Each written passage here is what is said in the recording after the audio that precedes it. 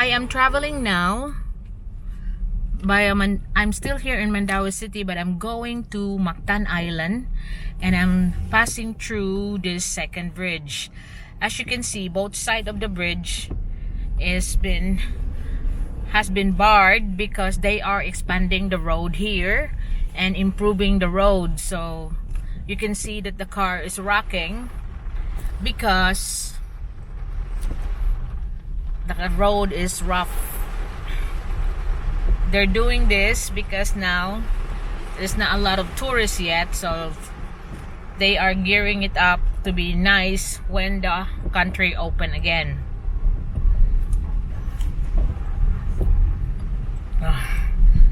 Cool.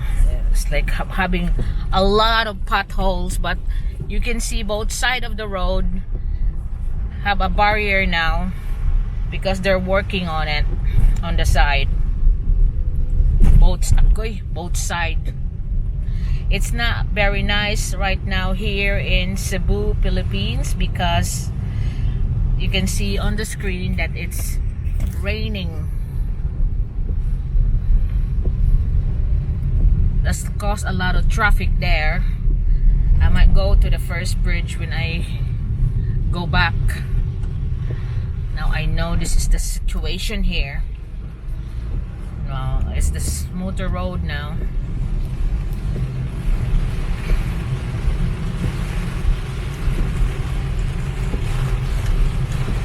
So we have a very rainy 3 days in a row now, and I'm going through the second bridge of Mactan. You see on the right side, that's Welcome Home Depot, Mandaue branch.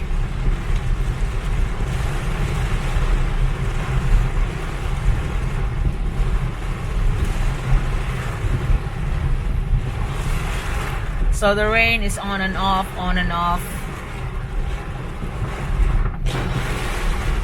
It was sunny before we come here, like around half of Mandaue City, and it started to drizzle.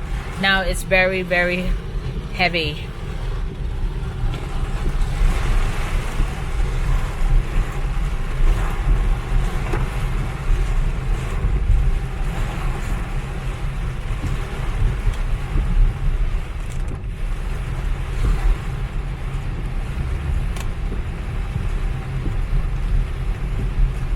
So you can see up ahead is the second bridge of Cebu and Mactan.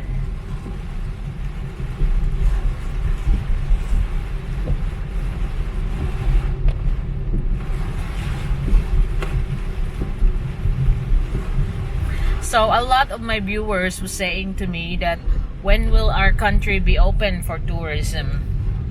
With the situation right now, I know it's still closed, but I still stand to what I said on my first video about this, that the country will be open about the third quarter of the year. And I think that was the first statement from the Department of Tourism, and then it changed to just all lockdown. But I believe that this is what they target, is the third quarter of the year they will start opening up the country. And I said it before, and I say it again, third quarter of the year. As long as you follow the requirements that they want, all the testings, and around here you are required to wear your mask and shield. I know you find it funny, especially if you're in the country. Now you can see the welcome to Lapu-Lapu City, that you don't even bother to wear a mask, nor much more that you'll be required here to wear a shield. But if you are traveling here as a tourist, of course, you have no choice but to follow our protocol, because that's what is required. Otherwise they won't let you in, especially on the malls or some of the establishments around here. There's no more rain now. Just slow it down. there's an ambulance on my back, but the other lane is open, so he can just go there. So I'm now driving down from the second bridge.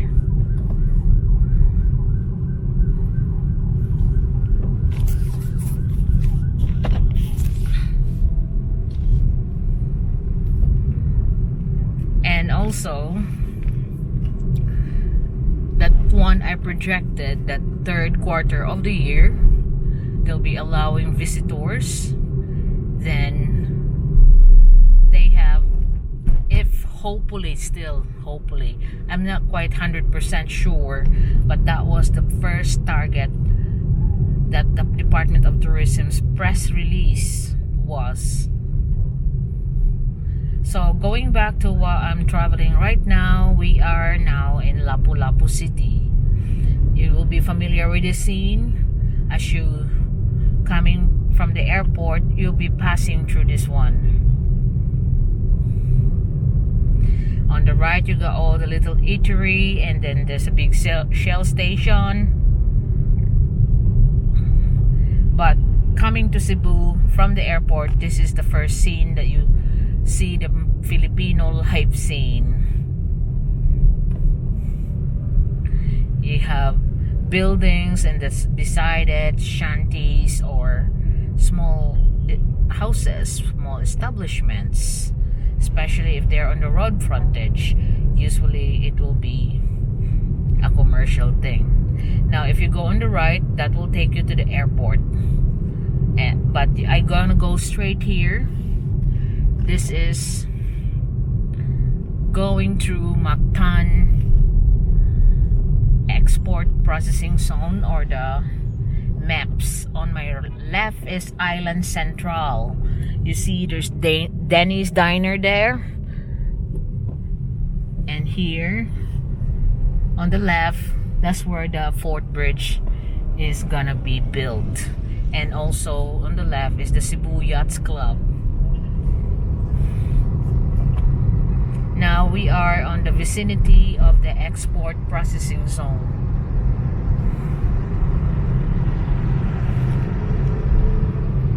So there's a fire truck there.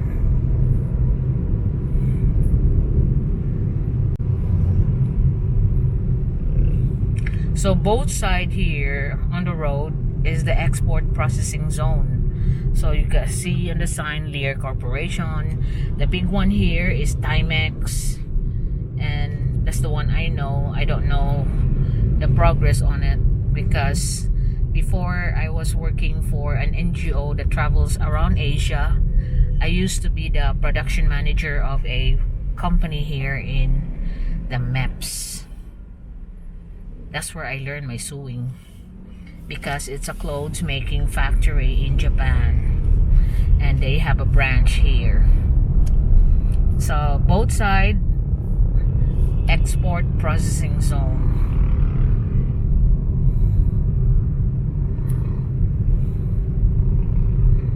So you got the DPWH maintaining the road, and you see there all the big factories, all their structures, and on the other side here as well.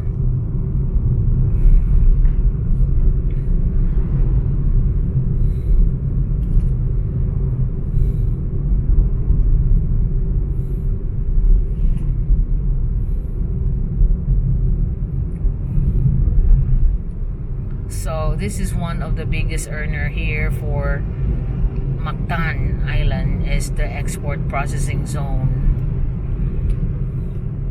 They have incentives when they invest here. They got like 5 years tax free, because the company that I used to work for before, I'm one of the first few employees when it was set up, and that's where I learned about that.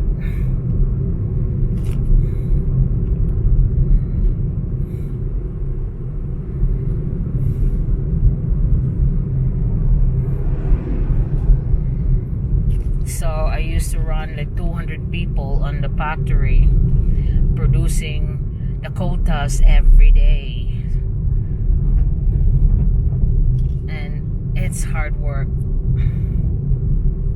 very stressful job, and you got the Japanese screaming at you if the quota is not met, and all you have to do is just keep quiet because they don't like you talking back. Because as pioneering employee, I was trained there to speak Japanese. Just speak, not writing, no reading. The basics of communication. This is Barangay Ibu Mactan, or Lapu-Lapu City. Over here is some other factory. It still extends here. Ibu Barangay Hall. Look, it's still the MEPS. And this is the end of the MEPSA, Mactan Export Processing Zone. So another big development here is the Mactan New Town. It's like a group of buildings, like a little town. They have their own beach, condominiums, shopping malls, restaurants, cinemas, hotels. So Mactan New Town, I could only speak on it now, but it's one thing that you can visit when you are allowed to visit the Philippines. That's another good place for you to visit. Here, this is the back of the airport.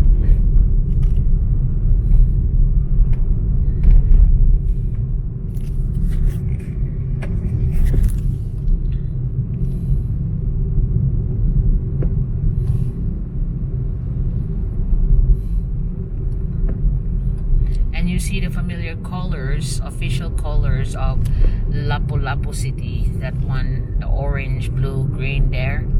They paint it everywhere.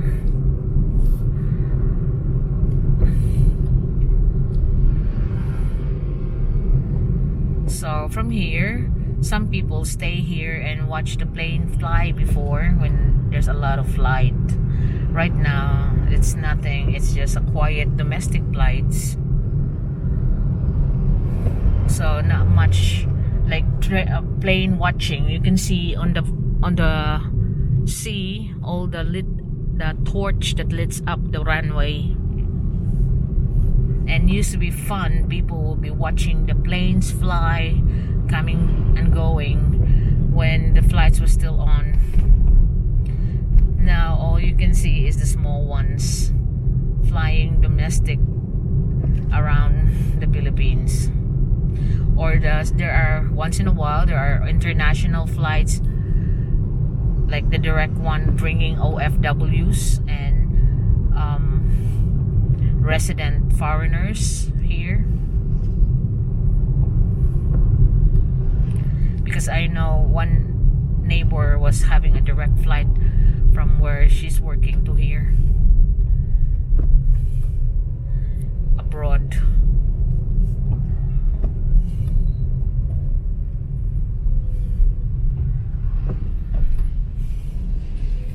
So here we are on Lapu-Lapu City. This is on the way to the Mactan Shrine. And you know where the beach where Lapu-Lapu slayed Magellan, and they have a shrine there now that where they will heal every year. They heal the commemoration on the reenactment of that time of Magellan and Lapu-Lapu. So this is Barangay Buaya. They have their little market there, and it extends here where the road is, where that army bloke come out from the road. That's a market of Barangay Buaya, and around here they have extended the road and expanded it. It's all over the island that they keep on improving the road. Now we are entering Barangay Mactan from Barangay Buaya.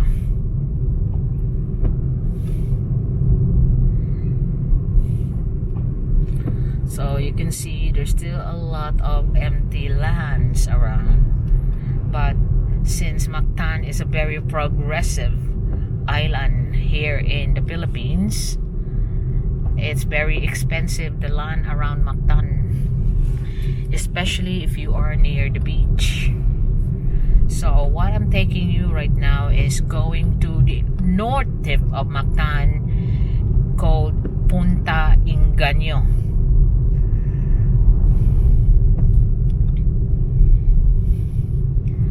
There's another market. This is the Mactan barangay.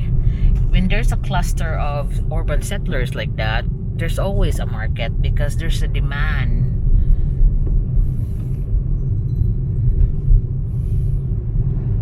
And then when they have a cluster of residents like that, they also form their own fiestas, agree with the dates, and that's for their activities of fun making that happens once a year, because that's the culture that we have inherited from from the Spanish, not Japanese, because I was reading a Japanese restaurant there. Sorry. So here is the Bigfoot Studios. Bigfoot is a school as well for filmmaking. And up ahead you can see the buildings of Mactan New Town. See, they're expanding the road, opening it wider on the side.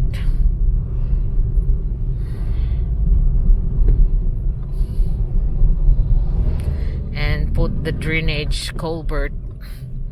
I hope that it will work, because like in Talamban area, they've been doing that drainage there, like seems like every year, and it's still flooding. They haven't solved it at all.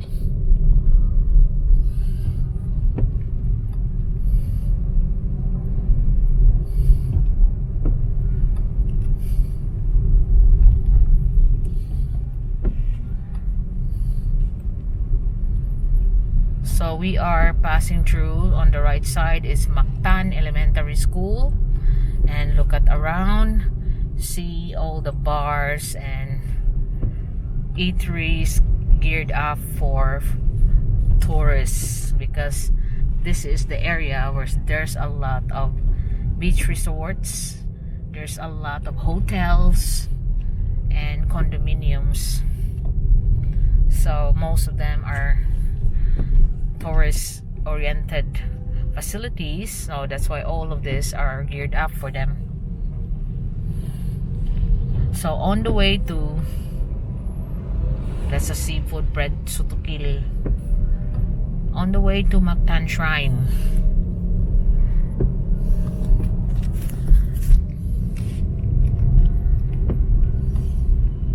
You can also pass to Mactan New Town there on that west entrance that they have.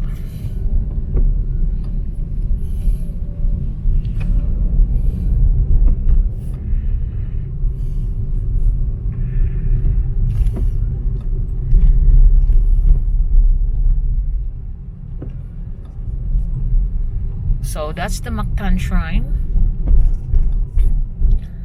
that you can see there. I'm gonna go on this side there. It's free to go there.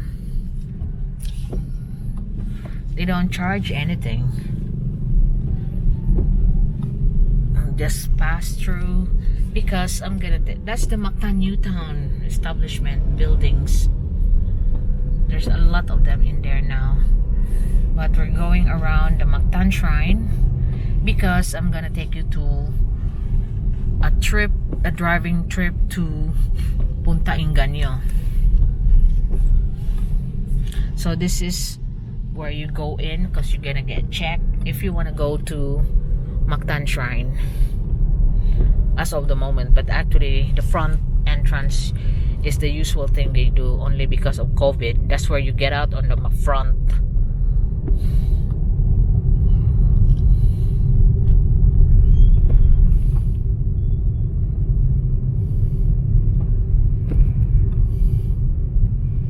This is the Piece of the Pacific too.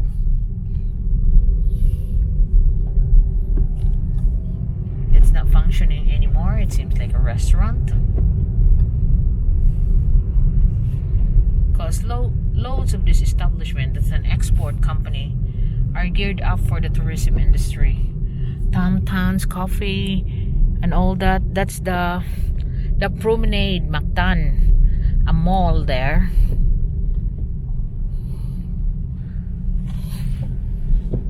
So we'll have a look at that when we come back. And over here is the Mactan Shangri-La Resort and Spa. Now here you see, welcome to Barangay Punta Engaño. We are now entering Punta Engaño.